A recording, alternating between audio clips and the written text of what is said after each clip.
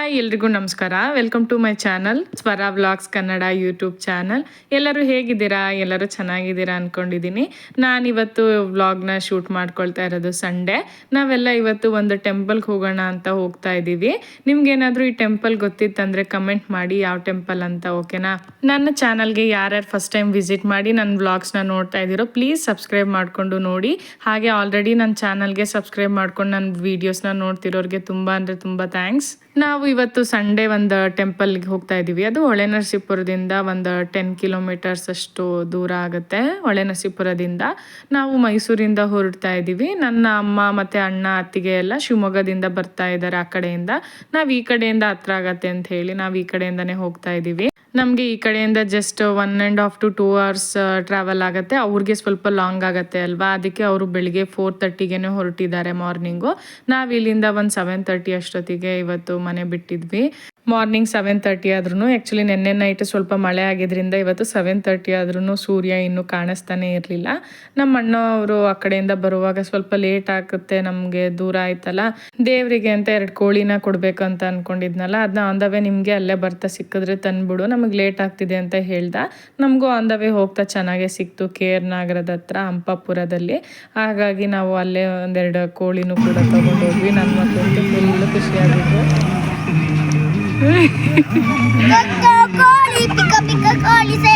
ಹಿಂದೆ ಇರು ಇಲ್ಲೇ ಪಾಪ ಒಂದು ಚೀಲಕ್ಕೆ ಹಾಕ್ಸ್ಕೊಡ್ಬೇಕು. ಅದಾದಮೇಲೆ ನಾವು ಅದನ್ನೆಲ್ಲ ತೊಗೊಂಡು ಬರೋ ಅಷ್ಟರಲ್ಲಿ 9:30 ಆಗೋಯ್ತು ಟೆಂಪಲ್ ಹತ್ರ. ಅವರೇ ಇಟ್ಕೊಂಡು ಬರ್ತಾ ಇದ್ದಾರೆ. ಅವರು ಹೆಂಗೆ ಇಟ್ಕೊಂಡು ಬರ್ತಾ ಇದ್ದಾರೆ ನೋಡಿ. ಆವತ್ತು ಆ ಥರ ಮುಟ್ಟೆ ಇರಲಿಲ್ಲ ಅವ್ರಿಗೇನೂ, ಎಷ್ಟು ಧೈರ್ಯವಾಗಿ ಇಟ್ಕೊಂಡು ಬರ್ತಿದ್ರು. ನನಗೆ ನೋಡೋ ಆಶ್ಚರ್ಯ ಆಯಿತು. ಇದೇ ನಾವು ಬಂದಿದ್ದ ದೇವಸ್ಥಾನ ಅಳ್ಳೂರು ಮಾರಮ್ಮ ಅಂತ ಹೇಳಿ. ಹೊಳೆನರಸೀಪುರದಿಂದ ಒಂದು 8 to ಆಲ್ಮೋಸ್ಟ್ 9 ಕಿಲೋಮೀಟರ್ಸ್ ಅಷ್ಟೇ ಆಗ್ಬೋದು, ಜಾಸ್ತಿ ಅಂದರೆ 8 to 10 ಕಿಲೋಮೀಟರ್ಸು. ಇದು ಟೆಂಪಲ್ಲು ತುಂಬ ಹಳೆಯ ದೇವಸ್ಥಾನ ಇದು. ಆ್ಯಕ್ಚುಲಿ ಇಲ್ಲಿ ಒಂದು ಮೂರ್ತಿ ಕೂಡ ಇಲ್ಲ, ಬರೀ ಕಲ್ಲಲ್ಲೇ ಅಮ್ಮ ಮೂಡಿರೋದು. ತುಂಬ ಅಂದರೆ ತುಂಬ ನಂಬ್ತಾರೆ ಇದನ್ನು. ನಮ್ಮ ಅಣ್ಣನೂ ಕೂಡ ತುಂಬಾ ನಂಬಿದ್ದಾನೆ. ನಮ್ಮ ಅಪ್ಪಾಜಿಯವರು ಇದ್ದಾಗ ಫಸ್ಟು ಅವ್ರಿಗೆ ಜಾಬ್ ಸಿಗೋಕ್ಕಿಂತ ಮುಂಚೆ ಈ ಟೆಂಪಲ್ಗೆ ಬಂದಿದ್ರಂತೆ. ನಮ್ಮ ಅಪ್ಪಾಜಿ ವರ್ಕ್ ಮಾಡ್ತಿದ್ದಿದ್ದು KSRTCನಲ್ಲಿ. ಅವರು ಜಾಬ್ ಸಿಗುವಾಗ ಈ ಟೆಂಪಲಿಗೆ ಬಂದು ಹರಿಸ್ಕೊಂಡು ಹೋಗಿದ್ರಂತೆ. ಅದಾದಮೇಲೆ ಜಾಬ್ ಆಯಿತು ಅಂತ ಹೇಳಿ ಬಂದಿಲ್ಲೆಲ್ಲ ಈ ಥರ ದೇವ್ರಿಗೆ ಹೇಳ್ಕೊಂಡಿದ್ದನ್ನೆಲ್ಲ ಕೊಟ್ಬಿಟ್ಟು ಪೂಜೆ ಮಾಡಿಸ್ಕೊಂಡು ಹೋಗಿದ್ರಂತೆ. ಅದಾದಮೇಲೆ ಎಷ್ಟೋ ವರ್ಷ ಹೋಗಿರಲಿಲ್ಲ ಅಂತ ನಮ್ಮ ಡ್ಯಾಡಿ ಎಕ್ಸ್ಪೈರ್ ಆಗೋದು ಒಂದು 6 months ಅಷ್ಟು ಹಿಂದೆ ನನ್ನನ್ನು, ನಮ್ಮ ಅಣ್ಣನ, ಅತ್ತಿಗೆ, ಅಮ್ಮನ ಎಲ್ಲರಿಗೂ ಕರ್ಕೊಂಡೋಗಿ ಆ ಟೆಂಪಲ್ಗೆ ಕರ್ಕೊಂಡು ಹೋಗಿದ್ರು. ಅದನ್ನು ನಮ್ಮ ಅಣ್ಣ ನಂಬಿ ಇವತ್ತು ಏನೋ ಒಂದು ಒಳ್ಳೇದು ಅವನು ಅಂದ್ಕೊಂಡಿದ್ದ ಅಂತ ಹೇಳಿ ಆಯಿತು ಅಂತ ಹೇಳಿ ಅವನು ಇವತ್ತು ಹರಕೆ ತೀರಿಸಲಿಕ್ಕೆ ಅಂತ ಬಂದಿದ್ದ. ಅದ್ರ ಜೊತೆಗೆ ನಾವು ಕೂಡ ಬಂದಿದ್ವಿ. ನಮ್ಮ ಅತ್ತಿಗೆ ದೇವರಿಗೆ ಮಡ್ಲಕ್ಕಿ ಅಂತ ಎಲ್ಲ ತೊಗೊಂಡು ಬಂದಿದ್ದರು. ಹಾಗೆ ಸ್ವಲ್ಪ ಪ್ರಸಾದ ನೈವೇದ್ಯಕ್ಕೆ ಅಂತ ಬೆಲ್ಲದನ್ನೂ ಎಲ್ಲ ಕೂಡ ಮಾಡ್ಕೊಂಡು ಬಂದಿದ್ದರು. ನಾನು ನಮ್ಮ ಅಪ್ಪಾಜಿ ಅಣ್ಣ ಎಲ್ಲ ಬಂದಾಗ ಅವ್ರ ಜೊತೆಗೆ ಬಂದು ಹೋಗಿದ್ದೆ ಈ ಟೆಂಪಲಿಗೆ. ಬಟ್ ನನ್ನ ಹಸ್ಬೆಂಡ್ ಬಂದಿರಲಿಲ್ಲ. ನಾನು ಅವ್ರನ್ನ ಕರ್ಕೊಂಡು ಬರಬೇಕು ಅಂತ ತುಂಬ ದಿವಸಗಳಿಂದ ಅಂದ್ಕೊಳ್ತಾ ಇದ್ದೆ. ನಾವು ಯೂಶ್ವಲಾಗಿ ಶಿವಮೊಗ್ಗ ಓಡಾಡುವಾಗ ಇದೇ ರೂಟ್ನಲ್ಲೇ ಹೋಗ್ತಿದ್ವಿ. ಬಟ್ ಅದೇನೋ ಕಾರಣಾಂತರಗಳಿಂದ ನನ್ನ ಹಸ್ಬೆಂಡನ್ನು ಕರ್ಕೊಂಡು ಬರೋಕ್ಕೆ ಆಗಿರಲಿಲ್ಲ. ಬಟ್ ಹೆಂಗೋ ಮನಸ್ಸಲ್ಲಿ ಅಂದ್ಕೊಂಡಿದ್ದು ಆಯಿತು. ಒಟ್ಟಿನಲ್ಲಿ ಇವತ್ತು ಅವ್ರ ಜೊತೆಗೆ ಬಂದಿದ್ದು ನನಗೆ ತುಂಬಾ ಖುಷಿ ಆಯಿತು. ಈಗ ನೋಡಿ ದೇವ್ರನ್ನ ತೋರಿಸ್ತೀವಿ. ವಿಗ್ರಹನೇ ಇಲ್ಲ ಅಲ್ಲಿ, ಕಲ್ಲಲ್ಲೇ ಅಮ್ಮ ಮೂಡಿರೋದು. ಎಷ್ಟು ಜನ ಅಂದರೆ ಆ್ಯಕ್ಚುಲಿ ಈಗ ನಾವು ಹೋಗಿದ್ದ 9:30 ಇತ್ತು, ಇಷ್ಟು ಜನನೇ ಇಲ್ಲ. ಆಮೇಲೆ ನಾವು ಪ್ರಸಾದ ಎಲ್ಲ ಮಾಡಿ ಅದಕ್ಕೆ ಎಡೆಗೆ ಅಂತ ಕೊಡೋ ಅಷ್ಟರಲ್ಲಿ ಎಷ್ಟು ಜನ ಅಂದರೆ ಮುಂದೆ ಅಮ್ಮ ದೇವರೇ ಕಾಣಿಸ್ತಾ ಇರಲಿಲ್ಲ, ಅಷ್ಟು ರಶ್ ಆಗಿಬಿಟ್ಟಿದ್ರು. ತುಂಬಾ ಕ್ರೌಡ್ ಇತ್ತು. ಇವತ್ತು ಸಂಡೇ ಬೇರೆ ಆಗಿದ್ದರಿಂದ ಟೆಂಪಲ್ಲು. ಇಲ್ಲಿ ತುಂಬಾ ಫಂಕ್ಷನ್ಸ್ಗಳು ಕೂಡ ಮಾಡ್ತಾರೆ. ರಿಸೆಪ್ಷನ್ನು ಆಗಿರ್ಬೋದು, ಬೀಗ್ರೂಟ ಆಗಿರ್ಬೋದು, ಇಲ್ಲ ಮಕ್ಕಳು ಬರ್ತಡೇ ಎಲ್ಲನೂ ಮಾಡ್ತಾರೆ. ನಾವು ಹೋಗಾದ್ಮೇಲೆ ಈ ಥರ ಮಡ್ಲಕ್ಕಿ ಎಲ್ಲ ಕೊಟ್ಟಾದಮೇಲೆ ಪೂಜೆಗೆ ಹಾಗೆ ಏನು ಅಂದ್ಕೊಂಡಿದ್ದು ಕೋಳಿನ ಎಲ್ಲ ಒಪ್ಪಿಸ್ಬಿಟ್ಟು ಅಡುಗೆಗಳನ್ನ ಶುರು ಮಾಡ್ಕೊಂಡ್ಬಿಟ್ವಿ. ನಮ್ಮಮ್ಮನೇ ಕುಕ್ಕು, ನಾವೆಲ್ಲ ಬರೀ ರೆಡಿ ಮಾಡಿಸ್ಕೊಡೋದು ಅಷ್ಟೇ. ನಾವು ನಮ್ಮ ಚಿಕ್ಕಮ್ಮ ನಮ್ಮಮ್ಮನ ತಂಗಿ ಅವರು ಹಿಂದ್ಗಡೆ ಮಕ್ಕಳೆಲ್ಲ ಆಟ ಆಡ್ಕೊಳ್ತಾ ಇದ್ರು. ಸಂಡೇ ಬೇರೆ ಆಗಿತ್ತು, ಎಲ್ಲೂ ಹೋಗಿರಲಿಲ್ಲ ನಾವು, ತುಂಬ ದಿನಗಳಾಗಿಬಿಟ್ಟಿತ್ತು. ಇದು ಹೋಗಿದ್ದು ಒಂಥರ ಡಿವೈನ್ ಸಂಡೇ. ತುಂಬ ಚೆನ್ನಾಗಿತ್ತು, ಒಂದು ಪಿಕ್ನಿಕ್ ಥರನೂ ಅಂತ ಅಲ್ದಲೆ ಏನೋ ಒಂಥರ ಚೆನ್ನಾಗಿತ್ತು. ಮೆಮೊರಿಯಾಗಿ ಉಳೀತು ಇದು ದಿನ. ಹಾಗೆಯೇ ಎಲ್ಲ ಫಸ್ಟು ಫ್ರೀ ಆಗಿತ್ತು, ಒಂದೇ ಒಲೆ ಇದ್ದಿದ್ದರಿಂದ ನಾವು ಫಸ್ಟು ರೈಸು ಮುದ್ದೆನೆಲ್ಲ ಮಾಡ್ಕೊಂಡು ಬಿಟ್ವಿ. ಯಾಕೆಂದರೆ ನಾನ್ ವೆಜ್ ಅಲ್ವಾ, ಸ್ವಲ್ಪ ಅದು ಬೇಯೋದು ಲೇಟ್ ಆಗಿಬಿಡುತ್ತೆ ಅಂತ ಇದನ್ನೆಲ್ಲ ಫಸ್ಟ್ ರೆಡಿ ಮಾಡಿ ಇಟ್ಕೊಂಡ್ಬಿಟ್ರೆ ನಾನ್ ವೆಜ್ ಆದ ತಕ್ಷಣ ದೇವ್ರಿಗೆ ಎಡೆ ಕೊಟ್ಬಿಡ್ಬೋದು ಅಂತ ಹೇಳಿ ಈ ಥರ ಎಲ್ಲ ಹೊರಗಡೆ ಬಂದಾಗ ಪಾಪ ನನ್ನ ಹಸ್ಬೆಂಡೇ ನನಗೆಲ್ಲನೂ ವೀಡಿಯೋ ಶೂಟ್ ಮಾಡಿಕೊಡೋದು, ಅವರೇ ಮಾಡಿಕೊಡ್ತಾರೆ. ಎಷ್ಟು ಸಪೋರ್ಟಿವ್ ಗೊತ್ತಾ, ಇದೊಂದು ವಿಷಯದಲ್ಲಿ ನಂಗೆ ತುಂಬ ಅಂದರೆ ತುಂಬ ಖುಷಿ ಅವ್ರ ಬಗ್ಗೆ. ಇದೊಂದು ವಿಷಯ ಅಂತಲ್ಲ, ಎಲ್ಲದರಲ್ಲೂ ಅಷ್ಟೇ ಸಪೋರ್ಟಿವ್ ಆಗಿದ್ದಾರೆ. ನಾವು ಏನೇ ಒಂದು ಮನೇಲಿರೋ ಹೌಸ್ ವೈಫ್ ಒಂದು ಮಾಡ್ತೀನಿ ಅಂತ ಅಂದ್ರೂ ಒಂದು ಹಸ್ಬೆಂಡ್ ಸಪೋರ್ಟ್ ಇಲ್ದಲೆ ನಾವೇನೂ ಮಾಡಲಿಕ್ಕಾಗಲ್ಲ.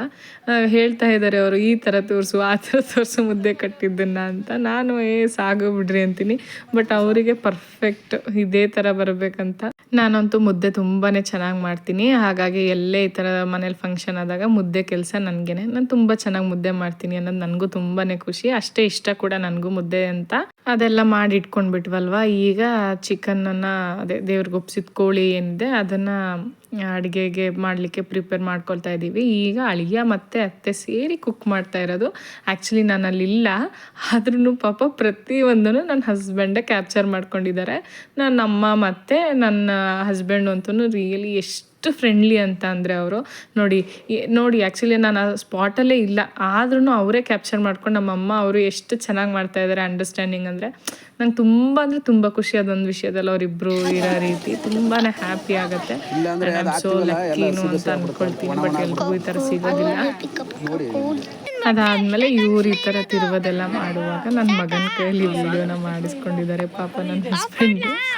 ಓಕೆ, ಚೆನ್ನಾಗಿತ್ತು. ನನಗೂ ಆಮೇಲೆ ನೋಡಿದ್ದನ್ನೆಲ್ಲ ನಾನು ಖುಷಿ ಆಯಿತು, ಹೆಂಗೋ ಸಿಕ್ತಲ್ಲ, ಅಟ್ಲೀಸ್ಟ್ ಕ್ಯಾಪ್ಚರ್ ಆಯ್ತಲ್ಲ ನನಗೆ ಅಂತ ತುಂಬ ಖುಷಿ ಆಯಿತು. ಅದಾದಮೇಲೆ ನಮ್ಮ ಮನೇಲಿ ಈ ಥರ ಅಡುಗೆ ಮಾಡುವಾಗ ಈ ಥರ ಮಸಾಲೆ ಐಟಮ್ಸನ್ನೆಲ್ಲ ನಮ್ಮ ಅಮ್ಮನೇ ಹಾಕೋದು. ಯಾಕೆಂದರೆ ಕರೆಕ್ಟಾಗಿ ಒಂದು ಸತಿ ಹಾಕ್ಬಿಡ್ತಾರೆ, ನಮಗೆ ಅಷ್ಟಾಗಿ ಗೊತ್ತಾಗೋದಿಲ್ಲ ಇನ್ನೂ ಸ್ವಲ್ಪ ಅಂದರೆ ಜಾಸ್ತಿ ಈ ಥರದಕ್ಕೆಲ್ಲ ಹಾಕುವಾಗ. ಹಾಗಾಗಿ ಅವ್ರು ಒಂದು ಸತಿ ಹಾಕ್ಬಿಡ್ತಾರೆ, ನಾವಾದರೆ ಚೂರು ಹಾಕಿ ಟೇಸ್ಟ್ ನೋಡ್ತೀವಿ. ಇದು ದೇವ್ರಿಗೆ ಮಾಡೋದಲ್ವ, ಟೇಸ್ಟ್ ಕೂಡ ನೋಡೋ ಹಾಗಿಲ್ಲ ಅಲ್ಲ, ಅದಕ್ಕೆ ಒಂದು ಸತಿ ಹಾಕ್ಬಿಡ್ತಾರೆ ಅವರು. ಒಂದೇ ಸತಿ ಹೆಂಗೆ ಹಾಕ್ತಾರೆ ಅಂದರೆ ಮತ್ತೇನು ಎಕ್ಸ್ಟ್ರಾ ಆ್ಯಡೇ ಮಾಡಿಕೊಡ್ದು, ಅಷ್ಟು ಚೆನ್ನಾಗಿ ಹಾಕ್ತಾರೆ ನನ್ನ ಅಮ್ಮ ಮಸಾಲೆಗಳನ್ನ. ನಿಮ್ಮ ಮನೆಯಲ್ಲೂ ನಿಮ್ಮಮ್ಮ ಇದೇ ರೀತಿ ಇತ್ತಂದರೆ ಕಮೆಂಟ್ ಮಾಡಿ.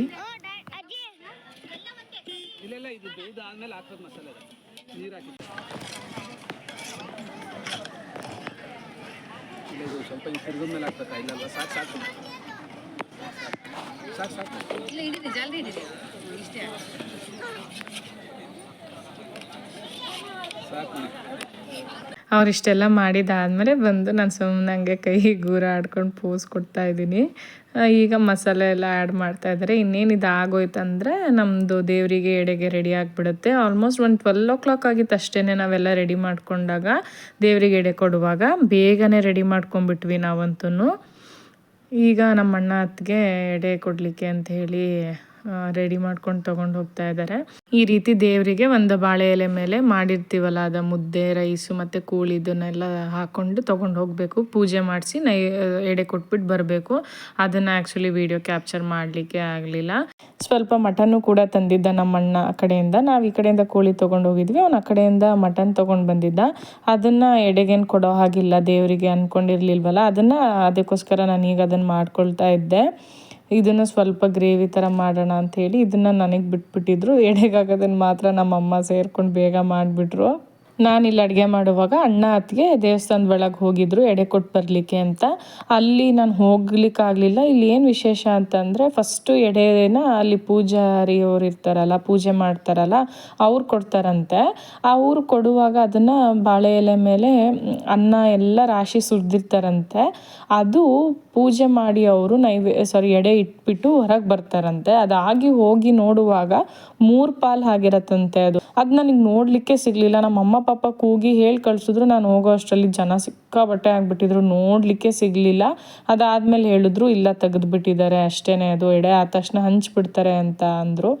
ನನ್ನ ಅಮ್ಮ ನನ್ನ ಅಣ್ಣ ಎಲ್ಲ ನೋಡ್ಕೊಂಡು ಬಂದ್ರಂತೆ. ಮೇ ಬಿ ನೆಕ್ಸ್ಟ್ ಟೈಮ್ ಹೋದಾಗ ನಾನು ಮಿಸ್ ಮಾಡದೆ ನೋಡ್ತೀನಿ. ನೀವು ಯಾರಾದರೂ ಈ ಟೆಂಪಲ್ಗೆ ಹೋದರೆ ಅದನ್ನ ಮಿಸ್ ಮಾಡದೆ ನೋಡಿ ಆಯಿತಾ.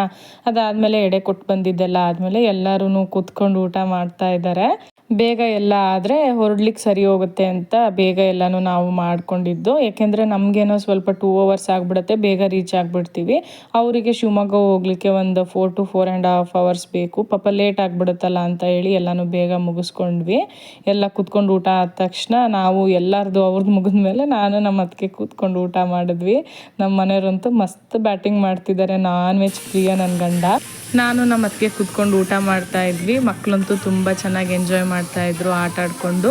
ಯಾಕೆಂದರೆ ಅಣ್ಣನ ಮಕ್ಕಳು ನನ್ನ ಮಕ್ಕಳು ಎಲ್ಲ ಸೇರ್ಕೊಂಡು ಬಿಟ್ಟಿದ್ರಲ್ಲ, ಅವ್ರು 4 ಜನ ಸೇರ್ಕೊಂಡು ಬಿಟ್ರು ಅಂತೂ ಅವ್ರಿಗೆ ಏನೋ ಒಂದು ಪ್ರಪಂಚ. ಚೆನ್ನಾಗೆಲ್ಲ ಒಂದೇ ಏಜ್ ಬೇರೆ ಆಗಿದಾರಲ್ಲ ಅವರು, ಅವ್ರಿಗೇನೋ ಖುಷಿ. ಈ ಕಡೆ ನನ್ನ ಮಗ ಅಲ್ಲಿ ನಾಯಿ ಬೇರೆ ಸಿಗಾಕೋಗ್ಬಿಟ್ಟಿದೆ ಅಂತ ಹೇಳಿ ಬಿಡಿಸ್ತೀನಿ ಅಂತ ಹೇಳ್ತಾ ಇದ್ದ ಪಪ್ಪ.